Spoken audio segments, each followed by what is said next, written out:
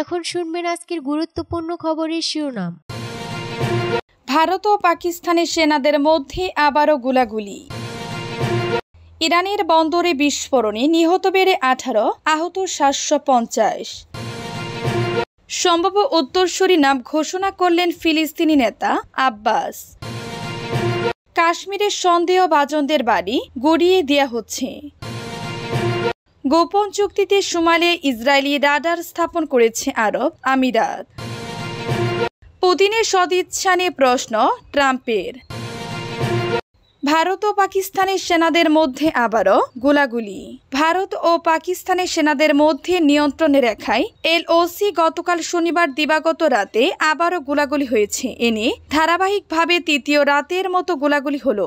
ভারতীয় সেনাবাহিনী আজ রোববার এ কথা জানিয়েছে, গত মঙ্গলবার কাশ্মীরের পেহেলগামে পর্যটকদের উপর হামলাকে কেন্দ্র করে ভারত ও পাকিস্তানের মধ্যকার সম্পর্ক গত কয়েক বছরের মধ্যে সবচেয়ে তলানিতে এসে ঠেকেছে। ভারতের অভিযোগ, পাকিস্তান আন্তঃসীমান্ত সন্ত্রাসবাদকে সমর্থন দিচ্ছে, তবে পাকিস্তান ওই হামলায় জড়িত থাকার কথা অস্বীকার করেছে। এ নিয়ে ভারতের যে কোনো পদক্ষেপের বিরুদ্ধে পাল্টা ব্যবস্থা নেওয়ার ঘোষণা দিয়েছে দেশটি। পেহেলগামী হামলায় 26 জন নিহত হওয়ার পর দায়ী ব্যক্তিদের খুঁজতে ভারতীয় নিরাপত্তা বাহিনী বড় ধরনের অভিযান চালাচ্ছে। ভারতীয় পুলিশের দাবি, পলাতক বন্দুকধারীদের মধ্যে 2 জন পাকিস্তানি নাগরিক। আজ রোববার ভারতীয় সেনাবাহিনী দাবি করে নিয়ন্ত্রণে রেখায় পাকিস্তানি সেনারা বিনা উস্কানিতে গুলি ছুড়েছেন। জবাবে ভারতীয় সেনারা পাল্টা গুলি ছুড়েছেন। পেহেলগামের ঘটনায় নয়াদিল্লি এরই মধ্যে 2 দেশের মধ্যকার ঐতিহাসিক সিন্ধু পানি বন্টন চুক্তি স্থগিত করেছে। পাকিস্তানের সঙ্গে তাদের প্রধান স্থল সীমা বন্ধ করে দিয়েছে, কূটনৈতিক সম্পর্ক কমিয়েছে এবং পাকিস্তানদের ভিসা প্রত্যাহার করেছে। ইরানের বন্দরে বিস্ফোরণে নিহত বেড়ে 18, আহত 750। ইরানের বন্দর আব্বাসের কাছে শহীদ রাজৌরি বন্দরে ভয়াবহ বিস্ফোরণে নিহত মানুষের সংখ্যা বেড়ে 18 হয়েছে। এতে আহত হয়েছেন আরও 750 জন। দেশটির রাষ্ট্রীয় সংবাদ মাধ্যম ইরনা এ কথা জানিয়েছে।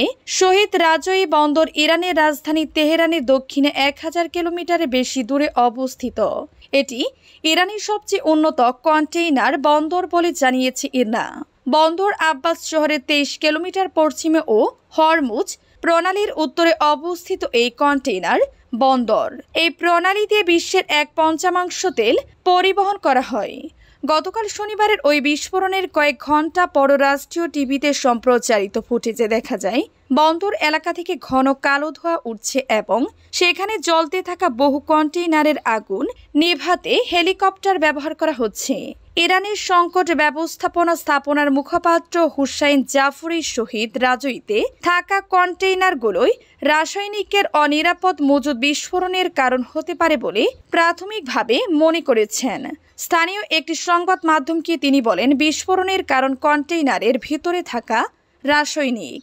হুসাইন জাফরি আরও বলেন, এর আগেও সংকট ব্যবস্থাপনা স্থাপন মহাপরিচালক পরিদর্শনের সময় কর্তৃপক্ষকে সতর্ক করেছিলেন, সম্ভাব্য বিপদের কথা বলেছিলেন। সম্ভাব্য উত্তরসূরি নাম ঘোষণা করলেন ফিলিস্তিনি নেতা আব্বাস। ফিলিস্তিনের president Mahmoud Abbas Palestine liberation অর্গানাইজেশনের PLO ভাইস প্রেসিডেন্ট এবং তার সম্ভাব্য উত্তরসূরি হিসেবে ঘনিষ্ঠ সহযোগী হুসেন আল শেখের নাম ঘোষণা করেছেন। গতকাল শনিবার তিনি নাম ঘোষণা করেন বলেন জানিয়েছে PLO। ফিলিস্তিনি নেতৃত্ব দিয়ে আন্তর্জাতিক সম্প্রদায়ের সংশয় দূর করতে এই পদক্ষেপ জরুরি ছিল বলে মনে করা হচ্ছে। 2004 সালে প্রবীণ নেতা ইয়াসির আরাফাতের মৃত্যুর পর থেকে PLO এবং ফিলিস্তিনি কর্তৃপক্ষ PA দুটি নেতৃত্ব দিয়ে আসছেন 89 বছর বয়সী মাহমুদ আব্বাস।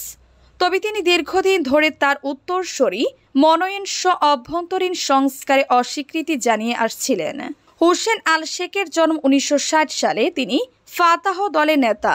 বর্তমানে মাহমুদ আব্বাস দলটি নেতৃত্ব দিচ্ছেন। হুসেন আল শেখকে একজন বাস্তববাদী নেতা হিসেবে বিবেচনা করা হয়। ইসরায়েলের সঙ্গে তার ঘনিষ্ঠ সম্পর্ক রয়েছে। আব্বাসের দেয়া মনোনয়ন PLO নির্বাহী কমিটিতে অনুমোদন পাওয়ার পর হুসাইন আল শেখকে PLOর ভাইস প্রেসিডেন্ট হিসেবে ঘোষণা করা হয়েছে। PLOর এক বিবৃতিতে এই তথ্য জানানো হয়। ফিলিস্তিনি কর্তৃপক্ষ ইসরায়েলি অধিকৃত পশ্চিম তীরের কিছু এলাকায় সীমিত স্বায়ত্তশাসন চর্চা করে আসছে। এতে সংস্কার আনাটা দীর্ঘদিন ধরে যুক্তরাষ্ট্র ও উপসাগরীয় দেশগুলোর অগ্রাধিকারের একটি বিষয়। এক্ষেত্রে তাদের প্রত্যাশা হলো ইসরায়েল ফিলিস্তিনি সংঘাতের সমাধানে ফিলিস্তিনি কর্তৃপক্ষ কেন্দ্রীয় ভূমিকা পালন করতে পারে। গাজায় যুদ্ধ শুরু হওয়ার পর সংস্কারের চাপ আরও জোরদার হয়েছে। পিএলওর প্রধান প্রতিদ্বন্দ্বী হামাস ও ইসরায়েলের মধ্যে গত 18 মাসের বেশি সময় ধরে চলা যুদ্ধে গাজা প্রায় ধ্বংসস্তূপে পরিণত হয়েছে। কাশ্মীরের সন্দেহভাজনদের বাড়ি গুড়িয়ে দেয়া হচ্ছে। ভারত নিয়ন্ত্রিত জম্মু কাশ্মীরের পেহেলগামে ভয়াবহ হামলার পর একের পর এক সন্দেহভাজনদের বাড়ি গুড়িয়ে দিচ্ছে ভারতীয় সেনাবাহিনী। 42 ঘন্টার মধ্যে 9টি সন্দেহভাজনের বাড়ি ধ্বংস করা হয়েছে। ভারতীয় সংবাদ মাধ্যম আনন্দবাজারের খবরে বলা হয়, শনিবার গভীর রাতে কাশ্মীরের বান্দিপুরা এবং ত্রালে অভিযান চালায় সেনা। লস্করি তৈবার সংগঠনের সদস্য সন্দেহে 2 বাড়িতে অভিযান চালিয়ে সেগুলো বিস্ফোরক দিয়ে উড়িয়ে দেওয়া হয়। সেনা সূত্র জানায়, বন্দিপুরার সন্দেহভাজনদের নাম জামিল আহমেদ আর ত্রালে অভিযুক্তের আমির নাজির। খবরে আরও বলা হয়, পেহেলগাম হামলার পর স্থানীয় সন্দেহভাজনদের একটি তালিকা তৈরি করেছে সেনাবাহিনী। সেই তালিকা ধরে একের পর এক বাড়ি গুড়িয়ে দেওয়া হচ্ছে। গোপন চুক্তিতে সোমালিয়ায় ইসরায়েলি রাডার স্থাপন করেছে আরব আমিরাত। সোমালিয়ায় আধা স্বায়ত্তশাসিত অঞ্চল পুন্টল্যান্ডের বোসাসু বিমানবন্দরকে ইয়েমেনের হুতি বিদ্রোহীদের সম্ভাব্য হামলা থেকে রক্ষায় এ বছরের শুরুতেই সেখানে একটি সামরিক রাডার বসিয়েছে সংযুক্ত আরব আমিরাত ইউএই। বিষয়টির সঙ্গে পরিচিত একাধিক সূত্র মিডল ইস্ট আইকে এ তথ্য জানিয়েছে। গত মার্চের শুরুতে কৃত্রিম উপগ্রহ থেকে তোলা ছবিতে দেখা যায় ইসরায়েলের তৈরি ELM 2084 স্ক্যানাট এরে মাল্টিমিশন রাডারটি বোসাসু বিমানবন্দরের কাছে স্থাপন করা হয়েছে। সর্বসাধারণের জন্য উন্মুক্ত বিমান চলাচলের তথ্য অনুযায়ী সুদানের আধা সামরিক বাহিনী র্যাপিড সাপোর্ট ফোর্সকে RSF 2 বছর ধরে সুদানের সেনাবাহিনীর সঙ্গে যুদ্ধ করছে। এ বছরের শুরুতে RSF এর সঙ্গে সংযুক্ত থাকার অভিযোগে সুদান সরকার ইউএই এর বিরুদ্ধে আন্তর্জাতিক বিচার আদালতে মামলা করে। তবে ইউএই এ অভিযোগ অস্বীকার করে বলেছে তারা RSF কে কোনো সামরিক সহায়তা দেয় না। মিডল ইস্ট আইকে একটি আঞ্চলিক সূত্র বলেছে, মার্চের শুরুতে সুদানের রাজধানী খার্তুমের বেশিরভাগ এলাকায় নিয়ন্ত্রণ হারায় RSF। এর কিছুদিন পরে ইউএই বিমানবন্দরটি ওই রাডার স্থাপন করে। রাডারটির উদ্দেশ্য হল ড্রোন বা ক্ষেপণাস্ত্র হামলার হুমকি, বিশেষ করে বোসাসু বিমানবন্দর লক্ষ্য করে বাহিরে থেকে হুতিদের সম্ভাব্য হামলা শনাক্ত করা ও আগাম সতর্কবার্তা দেয়া। পুতিনের সদিচ্ছা নিয়ে প্রশ্ন ট্রাম্পের।